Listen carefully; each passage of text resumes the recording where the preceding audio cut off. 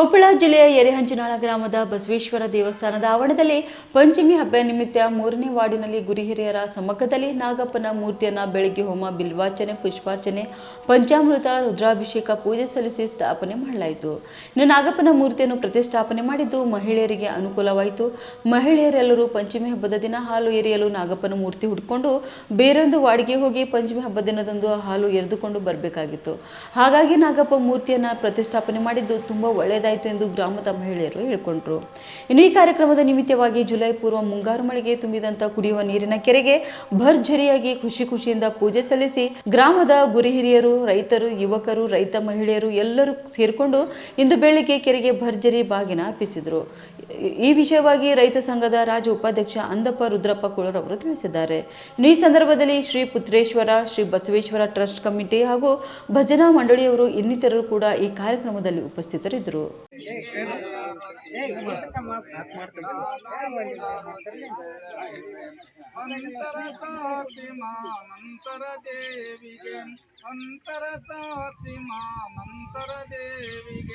ಸಂತ ಸೇವಿತ ಶಿವಕಾಂತ ತಾಯಿಗೆ ಆರೋತಿ ಬೆಳಗುವೆ, ಆದಿಶಕ್ತಿಗೆ ಆರೋತಿ ಬೆಳಗುವೆ, ನಾನೊಂದಾರೋತಿ ಬೆಳಗುವೆ, ಅವನಿಯೊಳಗೆ ಶಿವ.